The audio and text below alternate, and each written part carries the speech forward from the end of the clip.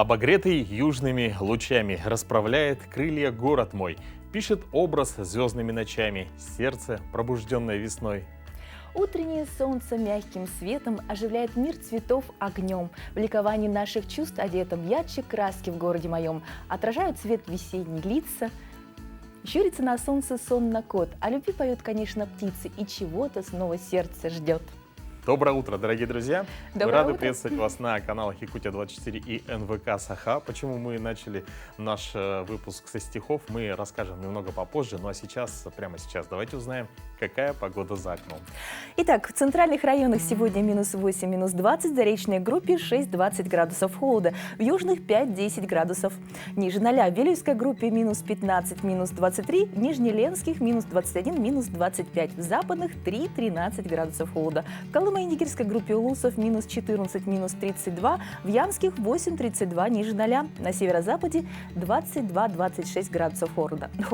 В городе Якутске сегодня у нас температура вот ниже, чем вчера, что расстраивает. В 6 часов утра минус 17 градусов. Атмосферное давление 746 миллиметров ртутного столба, ветер северный 1 метр в секунду. Сегодня днем небольшой снег, ветер восточный 5-10 метров в секунду. Температура днем, пока еще ниже 0, 1-3 градуса холода. Вообще, талант поэта – это умение выразить свои мысли образно и изящно. Мы восхищаемся мастерством известных поэтов, наслаждаемся их творчеством. Ну а Всемирный день поэзии был учрежден в 1999 году, и ежегодно общественность празднует этот праздник сегодня, 21 марта. Поэтому, собственно, мы и начали сегодня со стихов, чтобы поднять вам настроение, и намекнуть, что сегодня такой значимый праздник. Можно тоже заходить на работу со стихами. Да. Кстати, самые древние стихи были написаны в 23 веке до нашей эры жрицей принцессы Энхеду, Анна, дочерью основателя Аккадского царства Саргона. Представляете, как давно? Где это? Ладно, И насколько где это? давно? Представляешь, как это давно было? Да. То есть стихи настолько давно вместе с нами окружают нашу жизнь. Ну а что сегодня еще интересного произошло, узнаем прямо сейчас.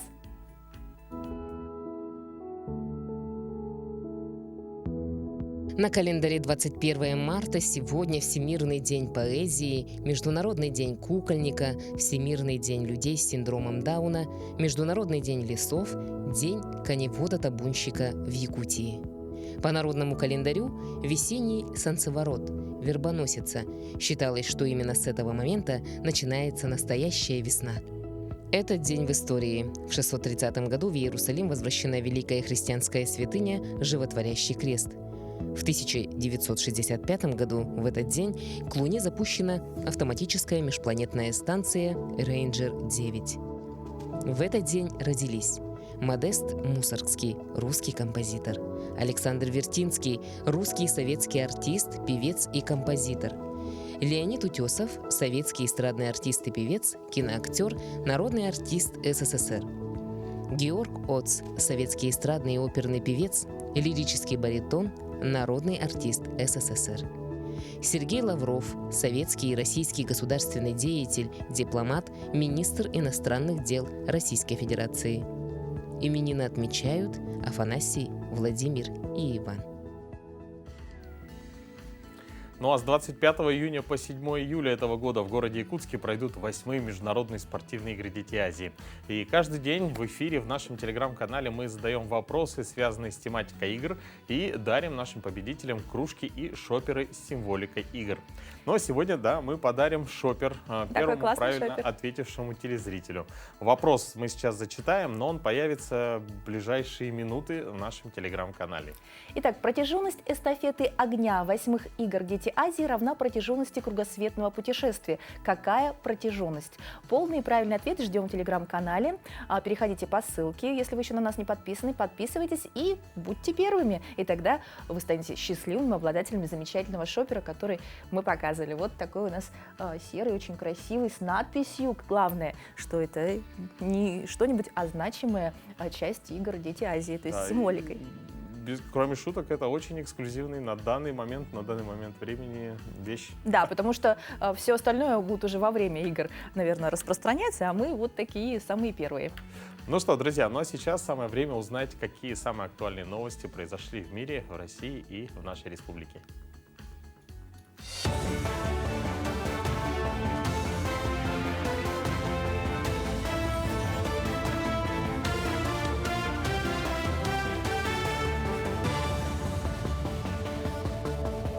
Доброе утро, Якутия. Последние новости к этому часу. Поставки нефти из России в Китай выросли на 13%. Россия по-прежнему остается крупнейшим поставщиком в Китай. Об этом свидетельствуют опубликованные данные Главного таможенного управления КНР. Стоимость поставок в первые 2 месяца года составила почти 10 миллиардов долларов. Второе место по поставкам в Китай занимает Саудовская Аравия, третье – Ирак. Вице-премьер России Александр Новак отметил, что энергетическое сотрудничество двух государств находится на самом высоком уровне за всю свою историю. В этом году в Якутии откроют рекордное количество социальных объектов – около 80. Об этом сообщил глава региона Айсен Николаев.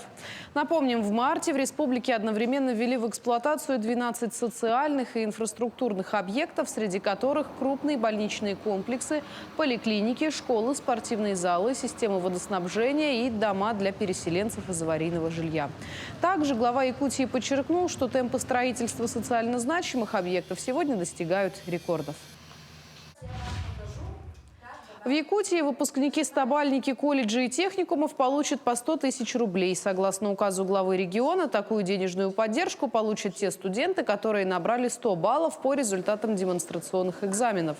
Преподавателям, подготовившим лучших студентов СПО, тоже предусматривается выплата в размере 100 тысяч рублей. Сейчас в средних специальных учреждениях в республике обучается более 24 тысяч студентов и работает 1700 преподавателей.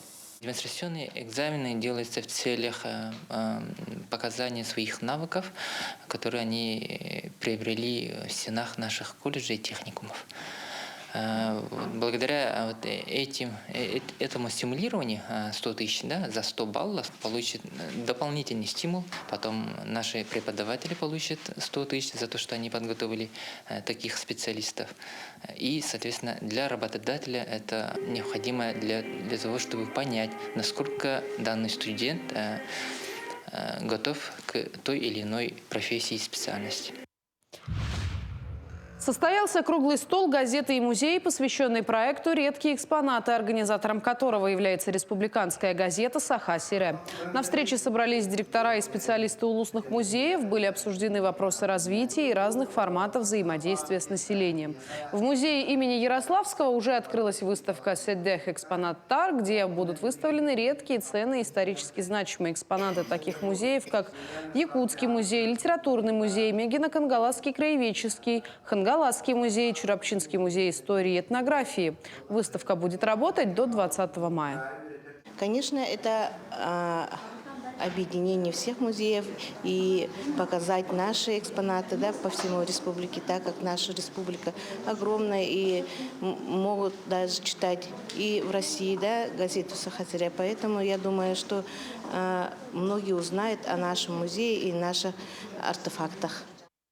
Представили наши самые уникальные предметы. Это, значит, у нас футляр деревянный для перевозки фарфоровой посуды, якутский женский пояс с гравированными пластинами. Работа очень такая ювелирная, выполнена в 1871 году. Да. Тоже самый такой наш уникальный предмет – это наш годовой деревянный календарь венкийский. В Якутске стартовали 6-е республиканские соревнования народов Севера «Игры детей Арктики». До 22 марта на территории Центра отдыха «Сосновый Бор» в рамках профильной смены «Дети Арктики» пройдут соревнования народов Севера среди детей арктических районов. Всего на игры прибыло 120 ребят. Команды будут соревноваться по 6 видам спорта. Это и венкийский футбол, нори, метание аркана на хоре, северная борьба, прыжки через нарты и бег на широких лыжах. Смена «Дети Арктики» продлится до 27 марта. Помимо игр в программе оздоровительные процедуры, научно-практическая конференция, подготовка к ЕГЭ и культурная программа. Дети Арктики очень важны для сохранения наших традиций.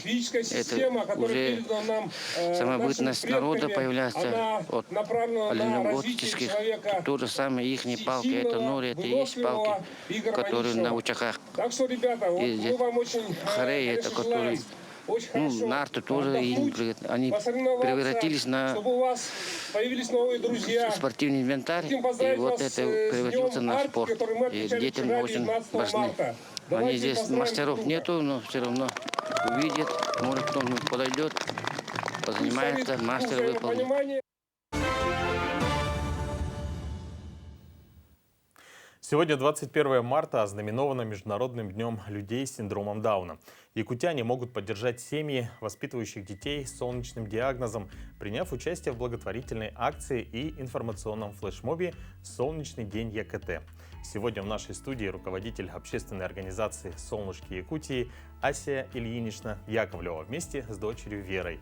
Вера является призером всероссийских соревнований по настольному теннису. Ася Ильинична, Вера, доброе утро. Доброе утро. Доброе утро, рада вас приветствовать. Расскажите, пожалуйста, побольше об акции, что это за такой замечательный, название даже уже радостное, «Солнечный день». Ну, наших детей, людей с синдромом Дауна, называют солнечными людьми, потому что они очень ласковые, они очень необидчивые, поэтому вообще во всем мире их называют солнечными людьми. Поэтому традиционно 21 марта мы проводим такую акцию. Называется «Солнечный день ЯКТ». К этой акции можно присоединиться, одев, например, что-то желтое, аксессуар можно, да, и выложить свои фотографии в социальные сети. Вот. Также нас поддерживает очень благотворительный фонд «Харсхал». Вот. И они на своих страницах объявили сбор средств для родителей наших детей. Замечательно. Вот. То есть можно поддержать акцию, Да. зайдя на Да, сайт. зайдя на их страницу, можно поддержать эту акцию. Эта акция приурочена к тому, что эти средства пойдут на совместный досуг, выход на природу с родителями и с Здорово. детьми. Вот. Мы ежегодно традиционно вот это делаем, и к этому нас поддержал наш родной благотворительный фонд «Харсхал». Ну а также, друзья, мы информируем вас, дорогие телезрители, что сегодня наша телебашня зажжется желтым цветом в поддержку солнечных деток с 20:00 до 21 часа. Вы можете успеть сделать фото и разместить в своих соцсетях. Ну и, конечно, сделать ссылку, что это вот в поддержку акции «Солнечный день», сделать ссылку, может быть, на фонд, Да. и, конечно, все ваши знакомые, друзья тоже Да. загорятся желанием поддержать. Такая акция идет на самом деле по всему миру. Вот.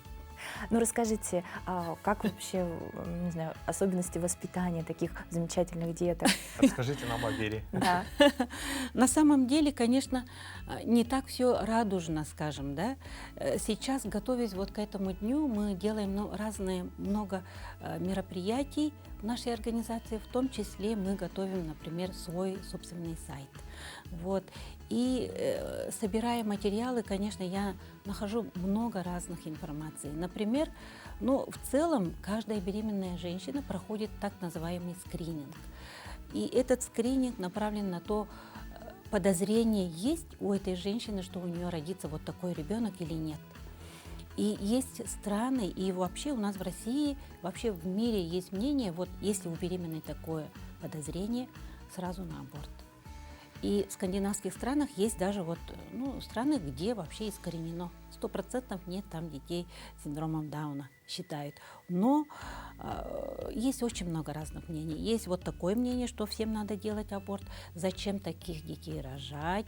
Есть мнение, что родители состарятся и умрут. Почему за ними должны заботиться их родные братья, сестры, вот такое мнение есть, да, вот, почему государство должно, то есть довольно-таки это не очень радужно и легко, так скажем, да, вот, конечно, все знают, что когда в семье есть ребенок с особенностью, да, ребенок с инвалидностью и особенно ребенок с нарушением интеллекта. Мы знаем, что люди с нарушением, синдромом Дауна, это у них есть характерное, что они немножко по-другому думают, они могут не разговаривать, да, вот.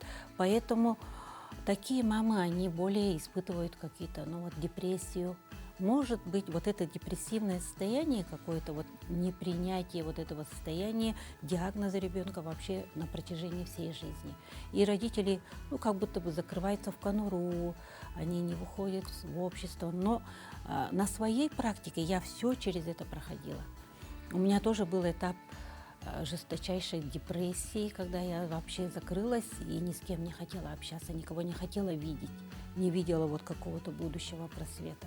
Но потом постепенно начала вот принимать, и вот она сама меня меняет, и я сейчас периодически сама себе задаю вопрос. Если бы сейчас я была бы беременна, и мне сказали, тогда вот я даже не знала, да, что бы я сделала? Я бы сделала аборт или оставила ее? Конечно, сейчас у меня другое мнение. Раньше я думала, что я бы сделала аборт. Ну, форма, медали, просто, мне кажется, такой настоящий спортсмен перед нами, уже заслуженный. Да, на самом деле это, конечно, тоже такой, чуть ли с рождения такая работа, но сейчас, на сегодня я вот могу гордиться. Моя дочь, она настоящая спортсменка, она действующая. Вот буквально 15 марта она прилетела из Саранска, из Республики Мордовия, где проходит ежегодно первенство и чемпионат России по настольному теннису среди лиц с нарушением интеллекта.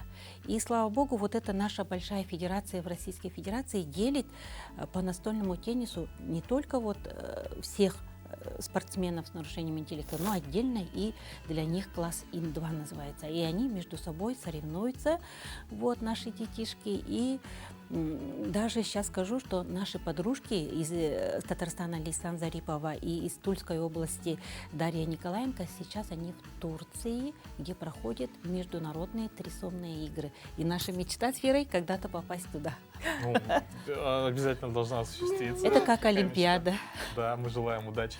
А вообще Вера сама выбрала теннис? Как она пришла к этому? Да, вот это очень такой интересный. Вначале она очень хорошо рисует, во-первых, очень творческая. Ага, хочет кашлять. Покашляй немножко, Вера сдерживает себя. Потом у меня вообще на самом деле отец мой спортсмен и теннисист был, да, и поэтому все равно я сама по профессии врач, я знаю, что движение – это жизнь. Движение, если у них есть какие-то нарушения координации, какие-то нарушения подвижности, то через спорт мы можем, наоборот, подвижность улучшить. Если подвижность улучшается, и интеллект улучшается, да, вот, поэтому мы как-то так выбрали теннис, потому что дедушка у нас играл, я сама в школе играла, и мы так во Вселенную отправили такую мысль: хотим найти тренера. И вот позвонили и сказали: есть тренер. Просто вот такое чудо было.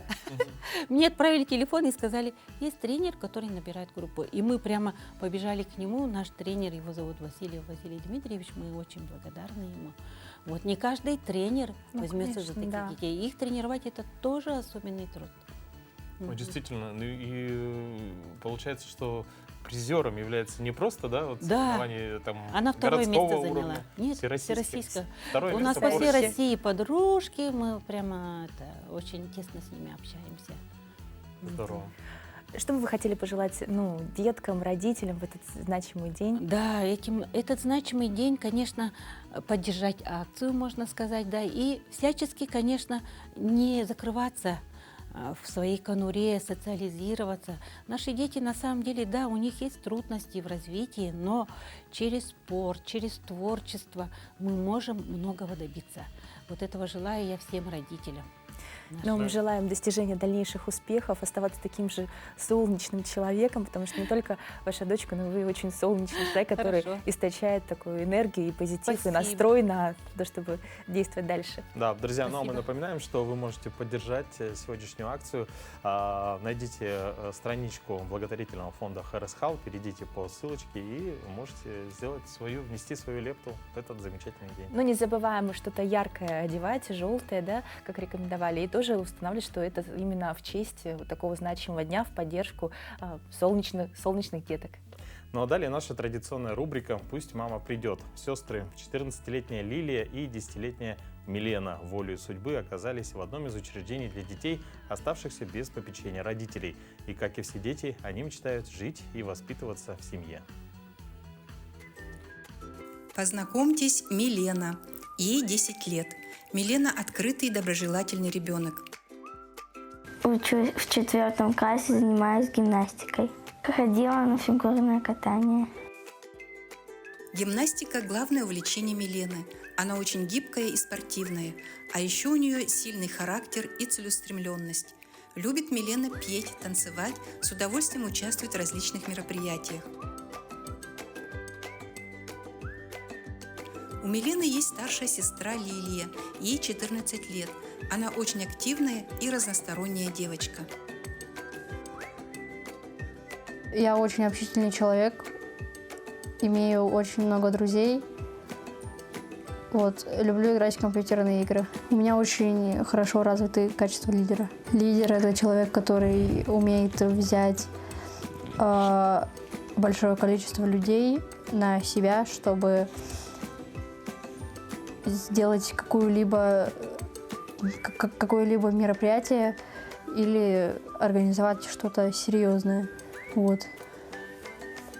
И исходя из этого, я могу сказать, что у меня эти качества есть, и они очень хорошо развиты. Уверенность в себе развивается у Лилии благодаря боксу. Она уже год занимается в секции под руководством опытного тренера.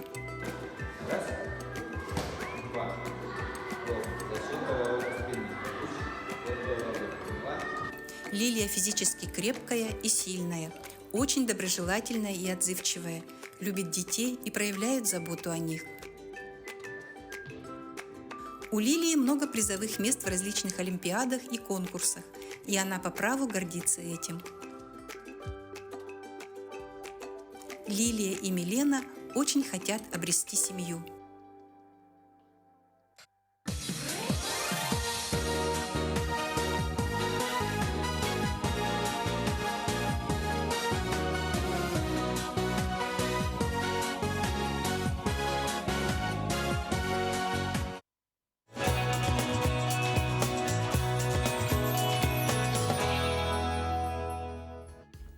Я очень люблю весну, вообще, когда теплеет, настроение поднимается. Но мне всегда портит настроение то, что не умею ходить по льду. То есть постоянно скольжу и боюсь упасть.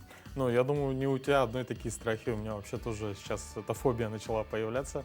Сейчас смотрю внимательно, куда наступаю. В целом это действительно такая проблема, когда днем все тает, а ночью все замерзает. И, соответственно... Еще же хочется каблуки одеть повыше, понимаешь? Чтобы весна, там красиво, на каблуках. Ты понимаешь, что если на каблуках оступишься, вообще точно свалишь. А еще снежок это все закрывает, этот лед. В общем, гололед это достаточно серьезная проблема. Но у нас есть для вас полезные советы, как не поскользнуться. Внимание и осторожность – это главные принципы поведения, которых следует неукоснительно придерживаться в гололед. Во время перемещения по скользкой улице не спешите, избегайте резких движений, постоянно смотрите себе под ноги. Ноги должны быть слегка расслаблены и согнуты в коленях. Корпус при этом чуть-чуть наклонен вперед. Держать по привычке руки в карманах в гололед опасно. При падении едва ли будет время их вынуть и ухватиться за что-нибудь. Пожилым людям рекомендуется обзавестись тростью с резиновой набойкой. Свой маршрут по возможности надо проложить подальше от проезжей части. В то же время нежелательно идти в непосредственной близости от стен зданий, на кровлях которых нередко образуются сосульки. Пересекать проезжую часть следует исключительно по пешеходному переходу. Другую опасность в гололед представляют ступеньки. Если вам все-таки предстоит спуститься по скользкой лестнице, то ногу необходимо ставить вдоль ступеньки. В случае потери равновесия такая позиция позволяет съехать вниз настолько аккуратно, насколько это возможно в подобной ситуации в принципе. Готовьте малоскользящую обувь. Прикрепите на каблуки металлические набойки или поролон, а на сухую подошву наклейте лейкопластырь или изоленту. Наклейки делайте крест-накрест или лесенкой. Передвигаться в гололед надо осторожно, ступая на всю подошву. Ноги при ходьбе должны быть слегка расслаблены, а руки свободны. Если вы чувствуете, что падение неизбежно, присядьте и наклонитесь в сторону. Неудачное падение на спину чревато травмой позвоночника, а на вытянутые руки вперед – переломом плеча или запястья. Поэтому постарайтесь сгруппироваться, прижать локти к бокам, втянуть голову в плечи, напрячь мускулы. Первую доврачебную помощь можно оказать прямо на месте. Если травмирована конечность, то ее прежде всего нужно обездвижить, зафиксировать с помощью шины, на руку сделать поддерживающую повязку. Для этого могут быть использованы предметы, которые всегда есть рядом – доска, шарф или косынка. Для того, чтобы снять отек, уменьшить болевые ощущения к ушибу или перелому, желательно приложить что-нибудь холодное. Снег для этого вполне подойдет. Получив травму, не стоит заниматься самолечением. Обязательно и безотлагательно обратитесь в больницу. Да, друзья, ну а мы вам желаем не падать и быть очень аккуратными. Впереди у нас действительно период, когда гололедица. это серьезно и очень опасно, особенно для пожилых людей, поэтому будьте внимательны, советуйте всем родным и близким родителям, чтобы они смотрели на обувь не только с точки зрения красоты, как я, но и с точки зрения удобства и, главное, безопасности. Но в том числе у нас сегодня день поэзии, поэтому хотелось бы зачитать вам одно стихотворение. Подозрительно. Да. Расскажу вам по порядку, как я делаю зарядку. Ноги вверх, направо, в бок, оттяну чуть-чуть носок, подогну в коленях ноги, снова вытяну немного. Говорит сестренка Катя, может, встанешь ты с кровати? Продавил ее совсем, ты лежачий наш спортсмен. Ну, я так поняла, ты под себя выбирал стихотворение. Ну да. Ну, на самом деле, намек понят. Далее, дорогие друзья, у нас зарядка. Ну и, в принципе, почему бы и нет, можно сделать и в кровати. Да, главное, чтобы подвигаться и проснуться. Доброе утро! Сегодня мы с вами проведем комплекс упражнений на проработку мышц спины и плечевого пояса. Для тренировки нам понадобятся гантели от килограмма до 2, либо можно заменить бутылочками с водой 0,5 литра. Перед выполнением любой тренировки не забывайте проводить суставную разминку. Начнем мы с вами с проработки бицепса. Положение. Руки прижаты к корпусу. Далее вытягиваем точно вниз, гантели развернуты. У нас будет жим точно вверх до самого конца и уводим до самого низа. Вверх и снова до самого низа. Далее мы следим за тем, чтобы у нас не было заломов кисти. Эту позицию мы исключаем. Все четко, плечевой пояс раскрыт, локоть прижат к корпусу. Поехали. 12, 11, 10, 9, 8, 7, 6, 5, 4, 3, 2, 1. И далее мы переходим сразу к следующему упражнению. Уходим в наклон. Спина параллель с полом, локти мягкие, и мы будем делать раскрытие в верхнюю точку до уровня плечевого пояса. Также делаем 12 повторений. 11, 10, 9, 8, 7, 6, 5, 4, 3, 2, 1. И поднимаемся, закончили. И у нас остается крайнее упражнение верхней точки. У нас будет подъем гантель перед собой до уровня плечевого пояса и будем уводить обратно в нижнюю точку. Локоть также остается мягким. Работаем на 12, 12, 11, 10, 9. Исключаем инерцию в корпусе. Подъем только за счет дельт. 5, 4, 3, 2, 1. Каждое упражнение мы выполняем по 12 повторений. Комплекс повторяется в 3 подхода. И не забывайте, что если у вас нет гантель, вы всегда можете заменить их бутылочками с водой. Хорошего дня, до новых встреч!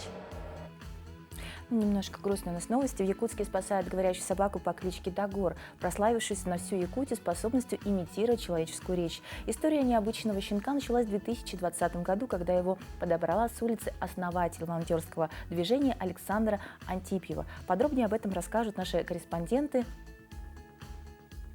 Собачка в семью Ямовых в Бердигестях попала от волонтеров. Дагор знает не только стандартные команды, но и говорит отдельные слова, чем прославился не только в Якутии, но и по всей стране.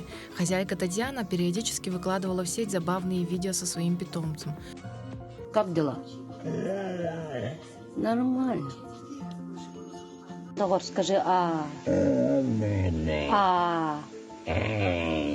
Мама. Чукурушка, на. Молодец. Очень символично, что щенка назвали Дагор, ведь он является лучшим другом семьи Ямовых. Хозяйка Татьяна относится к четвероногому другу как к полноценному члену семьи. 5 лет назад мы переехали с города в село Бердигестях и решили исполнить свою мечту, завести собаку. Тут искали в деревне, не нашли, нигде объявлений не было, что дают щенков. И я стала просматривать городские паблики. Договор мне сразу с первого фото понравился, я выбрала его. На днях необычный пес нечаянно проглотил кость, и сейчас его жизнь под угрозой.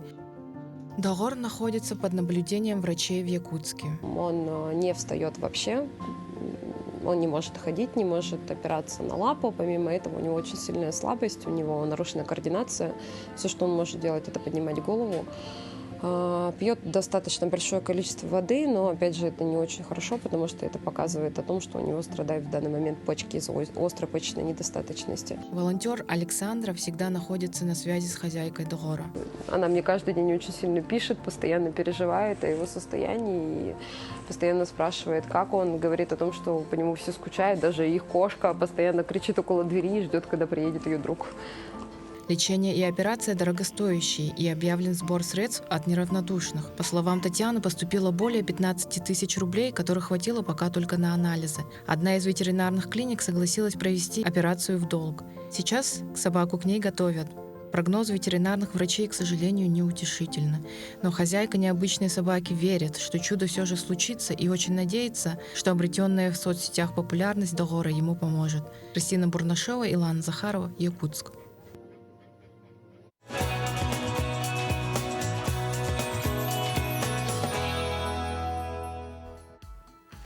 Куклы, но не Барби. В селе Сунтар провели семейный конкурс по созданию национальных нарядов для кукол. Инициатором проекта стала предприниматель Надежда Львова и модельер Лидия Федорова. Наряды ручной работы девочкам-участницам помогли создать их мамы и бабушки.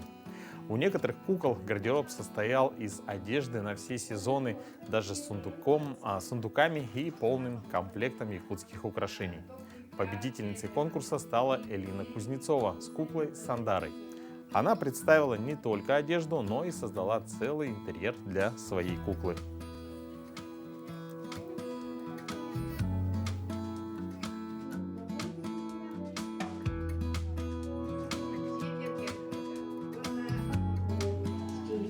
И очень необычные.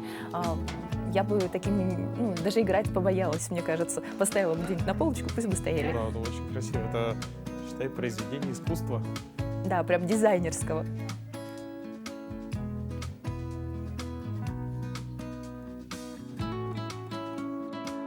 Я показала жизнь якутской девушки в якутском балагане. Я хотела посмотреть на конечный результат, как это круто будет выглядеть. Потрясающе, Да. прям потрясающе. И девочка так ярко рассказывает. Мне кажется, для нее сам процесс это был уже чем-то сказочным. Но не забываем про День поэзии. Четверг уже стучится в дверь, а я не знаю даже, как отдохнуть, ты мне поверь, в грядущие выходные. На помощь мне спешит с утра киноафиша рубрика «Кино какое, где, когда» покажут нам впервые. Да ты поэт, настоящий. Да, это я вот не нашел киноафишу какое-нибудь стихотворение, никто не написал, я решил написать. Вот. Ну, мои аплодисменты, дорогие друзья. Давайте определимся, Опус. куда пойти в эти выходные.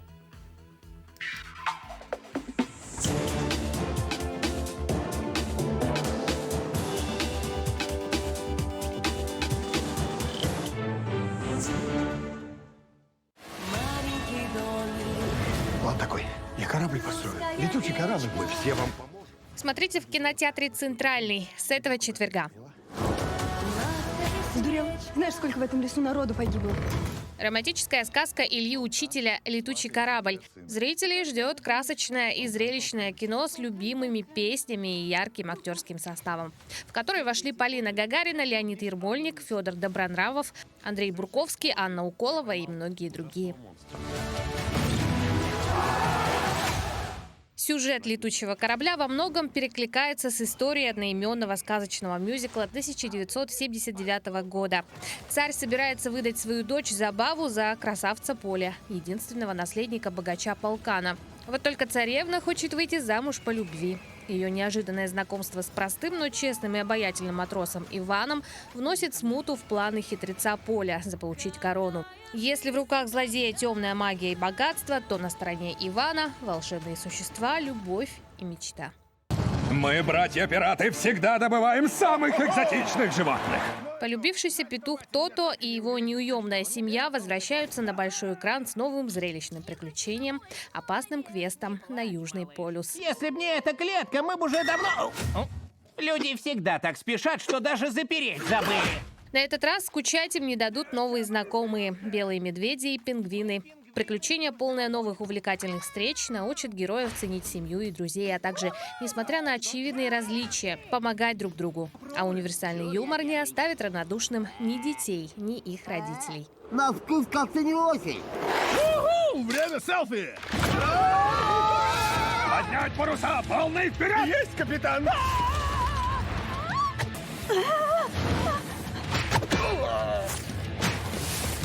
Крутые яйца. Миссия «Пингвин». Это что-то потрясающее. Как будто плывешь на облаке. А я как будто в холодильнике.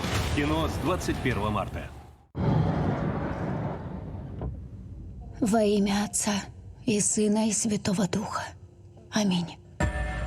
Киноновинка в виде хоррора «Омен. Непорочная» повествует о глубоко верующей девушке, которая обнаруживает страшные секреты о своем прошлом по приезде в популярный итальянский монастырь. Главная героиня Сесилия вынашивает ребенка. Местные монахини объявили о чуде, но никто точно не знает, кого на самом деле носит под сердцем девушка. Нового спасителя или того, кто погрузит этот мир в вечную тьму. Откуда нам знать, кто у тебя там? Желаем вам отличного настроения и приятного просмотра. Страдание – это любовь.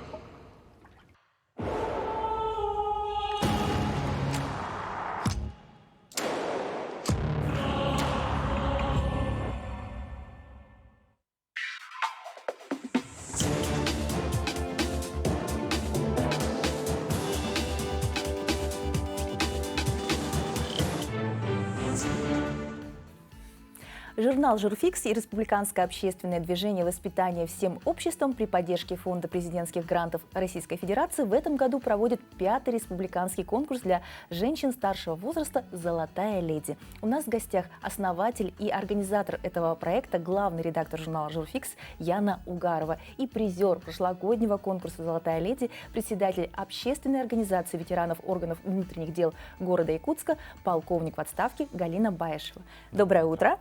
Здравствуйте. Здравствуйте. Яна, чем нынешний юбилейный конкурс отличается от предыдущих и каковы условия участия? Ага.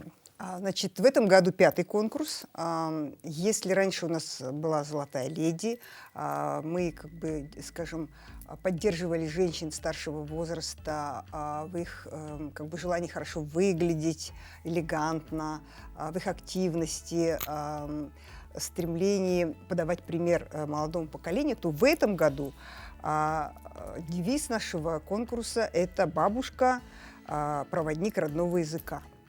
То есть наши участницы, мы хотим их сподвигнуть к тому, чтобы они передавали младшему поколению, ну, прежде всего, своим внукам, другим родственникам, вообще язык, культуру и традиции.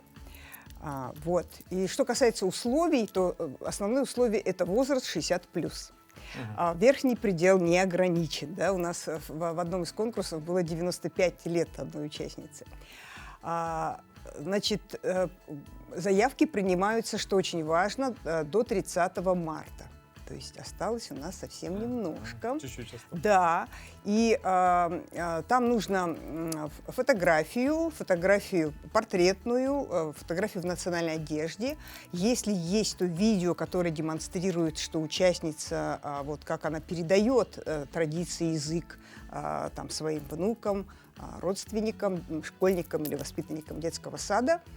И небольшой текст, буквально 10 предложений вот, о том, как она относится к этой теме. И вот это все, я тут прямо специально тут сделала такую... Есть сайт журы.КТ.ру, вот так вот я прям написала, там видно, не видно. Вот. Можно чуть наклонить листочек вот так. Так. что-то... Ну, отсвечивает. Да. Ладно. Но мы обязательно да, подпишем где-нибудь. сайт Жур... Можно в поиске набить Журфикс. Да. И на этом сайте наверху есть баннер, написано «Золотая леди». Кликайте на него и попадаете прямиком на условия конкурса. Ну, можно ознакомиться и сподвигнуть поучаствовать своих родителей, бабушек обязательно. Потому что они, может быть, и не интересуются, и даже не задумываются, что они могли бы выиграть. Надо выступить в роли продюсера своим бабушкам. Точно. Вот это хорошая идея. Ну, Галина Константиновна, скажите, пожалуйста, а вы почему решили участвовать в конкурсе? Может, это смотивирует еще? Знаете, есть такие женщины, которые глубоко погружены в семью. Вот для них этот момент, когда они уходят на заслуженный отдых, воспринимается обычно как возможность пообщаться с детьми, заниматься внуками, любимой дачей. А для них, значит, не страшен золотой возраст, у них все хорошо. А есть такие женщины, которые очень много времени уделяли работе своей, у них широкий круг общения. Есть публичные женщины, для них этот момент, когда все это завершается вдруг, этот момент остается не совсем простым. И вот я думаю, для сохранения оптимизма и, значит, интереса к дальнейшей жизни важно иметь любимое занятие, что-то такое увлекающее, интересное. И вот как раз конкурс «Золотая леди» является настоящей находкой для женщин 60+, в решении этого вопроса. Я вот, как догадались, я отношусь, наверное, ко второму типу женщин. Честно, нет. Честно, не догадались. Вы стали призером прошлогоднего конкурса. Что вам дал этот конкурс? Да, конечно же, в первую очередь конкурс дал нам всем таких преданных, красивых, успешных, заботливых, интересных, красивых подруг. Мы до сих пор в течение года дружим, все близко общаемся. И в течение года мы провели множество интересных мероприятий, ярких встреч. Если перечислить несколько, мы 2 раза выезжали, в санаторий Чебдик с концертной программой и показом наших же работ рукодельниц, мастериц. Мы организовали встречу с народными мастерами республики. Мы провели, мастер-классы. Это мастер-класс от Василисы Романовой, победительницы конкурса по хангаласскому осухаю. Провели мастер-класс от Маргариты Афанасьевой по восточным танцам. Мастер-класс от врача Лидии Аргуновой по здоровому питанию и оздоровлению организма. Такие мероприятия. Также мы участвовали в проведении фестиваля якутского языка «Кюрегей» и множество других мероприятий. У нас планов также в дальнейшем много.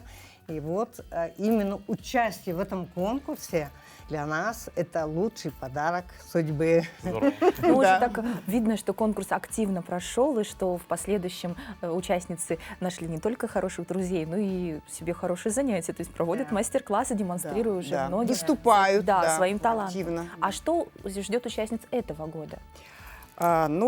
Вот, как Галина Константиновна уже сказала, у нас в прошлом году было довольно много мастер-классов, допустим, по финансовой грамотности, по кибербезопасности, по уходу за зрелой кожей.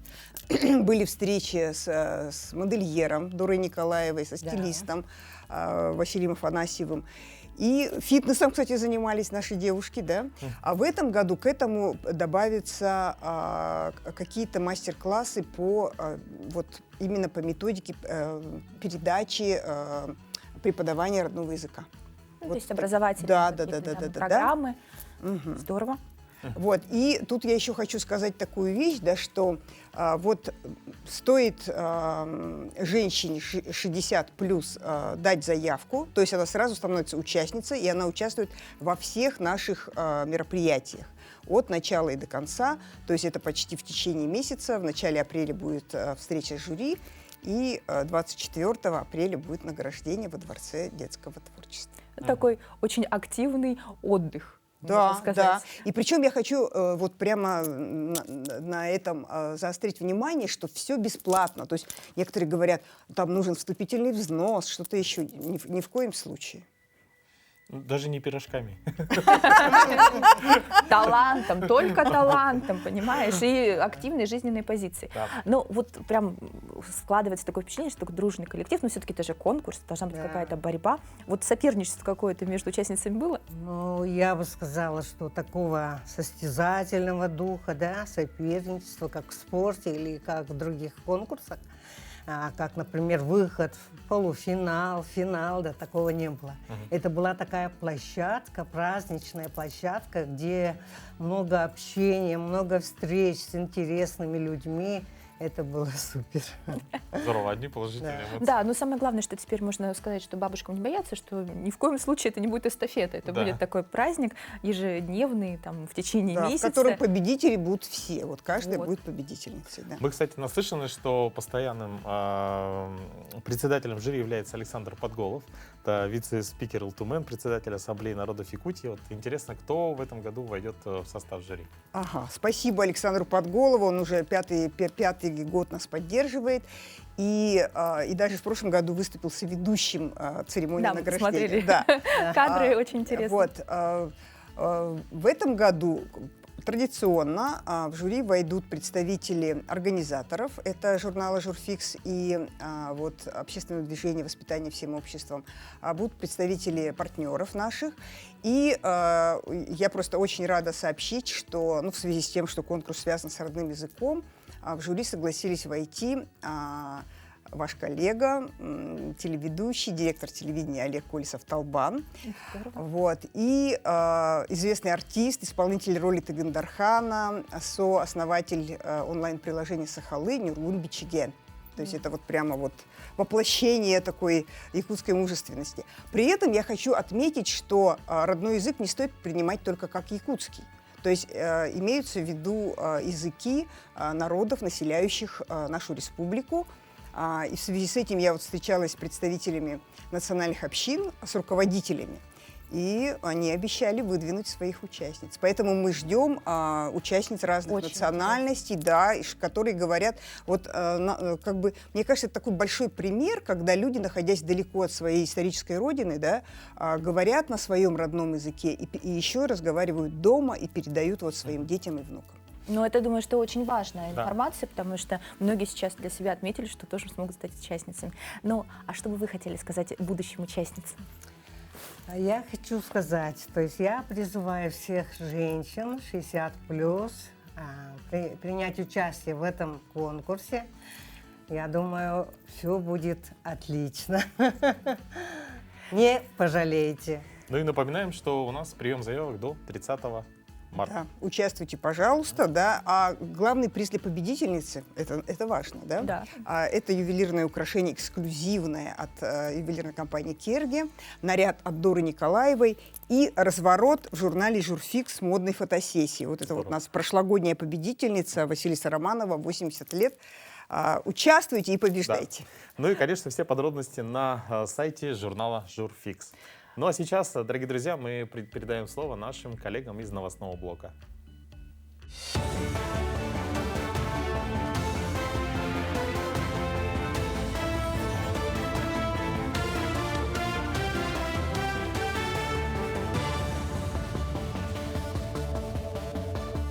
Мы продолжаем освещать самые заметные события. Доброе утро. Система рисков неисполнения мероприятий национальных проектов в рамках цифровой модели управления по итогам 2023 года позволила предотвратить срыв строительства 99 образовательных учреждений. Благодаря своевременному выявлению рисков также удалось закончить строительство детской поликлиники, 20 объектов инженерных коммуникаций, гидротехнических и очистных сооружений и 15 дорожных объектов в жилой застройке. При этом за время работы системы срок работы по предотвращению возможных нарушений и срывов сократился с 30 до 7 дней. До 30 года в Якутии уровень бедности сократят в 2 раза. Об этом заявил глава республики. Президент ставит задачу к 30 году выйти по стране в среднем где-то на уровень 7%. Но я думаю, что у нас будет чуть больше, где-то 7,5%, заявил Айсен Николаев. При этом глава региона отметил, что бедность среди многодетных в республике на уровне 34-35%, тогда как по стране 30% и ниже. Он также напомнил, что по некоторым направлениям уже решения приняты, в частности, с точки зрения поддержки многодетным семьям. Например, материнский капитал увеличен в 2 раза со 150 тысяч рублей на 3-го и последующих детей до 300 тысяч рублей. В эти дни Амгинская инспекция государственного экологического надзора совместно с воспитанниками станции юных натуралистов вышли на традиционную весеннюю подкормку копытных на лыжах. В таких занятиях дети учатся сравнивать и обобщать собственные наблюдения, оказывать помощь животным и птицам, видеть и понимать красоту окружающего мира. На открытых уроках с детьми за годы знакомства появились новые экологические даты, акции и направления. Воспитанники активно принимают участие в акциях «Подкорми птиц», «Природа и мы», «Вода России». Отмечаются День подснежника и многие другие экологические даты. Ознакомили детей с нашей работой, какую работу проводит инспекторский состав. И вот дети, как говорится, своими глазами увидели следы диких животных, подсыпали зерно по кормушкам. И вот ежегодно таким образом мы проводим работу по формированию, познавательного интереса у детей к миру природы, формируем экологическую культуру. В Безонарии Усть-Ботома продолжается зимний туристический сезон. Гостей заповедника буквально со входа встречают древнейшие спутники мамонтов – лесные бизоны. Их завели в природный парк в 2006 году из Канады. Сегодня на территории Ботома их проживает чуть более 40 штук. Животные прекрасно адаптировались к суровой якутской зиме, жаркому лету и регулярно дают потомство. Напомню, численность лесных бизонов, которые находятся под угрозой исчезновения в своем первоначальном ареале, выросла в Якутии с момента завоза этого вида в Россию почти в 10 раз. Сегодня они обитают не только на территории Хангаласского района, но также в Горном и Сунтарском. В нашем питомнике 44 бизона, 9 самцов, 22 самки и 13 прошлогоднего молодняка. Период отела у нас начинается с мая месяца и заканчивается началом августа. А вот брачный период у нас уже в августе месяце. В это время бизоны у нас агрессивные, мы к ним уже близко не подходим. Но работники бизонарии каждое утро их кормят. Суточная норма кормов у них там 2-3 килограмма комбикормов, 20 килограммов сена и дополнительно сами копытят, получается. 10 апреля в 22 году, в день рождения первого якутского советского композитора, заслуженного деятеля искусств РСФСР Марка Николаевича Жиркова, на вилюйской сцене была поставлена опера «Сыгый Краныстыр». Главным идейным вдохновителем этого исторического события является глава Вилюйского района Сергей Николаевич Винокуров. На данный момент ведется работа по постановке второго произведения оперы «Нюргун-Ботур», где будут задействовано более 100 участников. Режиссер, заслуженный артист республики Прокопий Неустроев. Премьера состоится 10 и 11 апреля в Вилюйске. В опере много танцоров. Будет ансамбль АЛГ педколледжа Вилюйского, ансамбль из ДК имени Жиркова Вилюйского, потом дети, школьники, они будут в роли сердцемера, исполнять танец сердцемера, и будут артисты театра танца Зверева нашего, тоже мужской состав, примет участие. К этому часу это все новости. Оставайтесь с нами. Но прямо сейчас интрига, да? Да, у нас, кстати, с каждым вопросом, с каждым днем наши иногда такие вроде простые вопросы, но когда мы подводим итоги, у нас прям такие споры идут в студии. Внутри коллектива, да. То есть мы спорим, какой ответ более точный, более правильный, и главное, какой ответ не менялся. Да, сейчас у нас, друзья, даже, получается, идет в учет то, что люди дают сразу быстрый ответ, но потом дают изменения небольшие. Но это как бы особо не возбраняется, но тем не менее тоже мы это учитываем. Наши администраторы за этим очень внимательно. Вот. Ну, здесь нужно отметить, да, что мы еще хотим, чтобы как можно больше людей стали обладателями эксклюзивной продукции, посвященной играм «Дети Азии», потому что это важно, дорогие друзья, это наши игры, за которые мы болеем, чтобы они прошли хорошо, чтобы наши спортсмены прекрасно выступили, чтобы все гости были радостны. Поэтому победитель. Да. Итак, вопрос был следующим. По протяженности эстафеты огня 8-х игр «Дети Азии» равна протяженности кругосветного путешествия. Какая протяженность? Сразу нам первый ответ дала Галина Литвинова, наша постоянная участница. Она написала, что 37 тысяч километров. Но в этот же момент, в эту же минуту написала нам Наталья Гермогенова, но более полный ответ. Также она написала около 37 тысяч километров, что более, да, как бы более правильно звучит. И еще и указала ровное количество, ровную длину. 36 787 километров, вплоть там даже до метров. И почему мы говорили про изменения? Галина у нас чуть-чуть изменила ответ, да, добавила. И еще и вчера выиграла у нас кружку, поэтому мы сегодня решили вручить шопер Наталье Гермогеновой. Мы вас поздравляем. Ну все, Наталья, мы вас поздравляем. Участвуйте активнее все, оставайтесь вместе с нами. Да. Начинайте утро в нашей дружной компании. До завтра.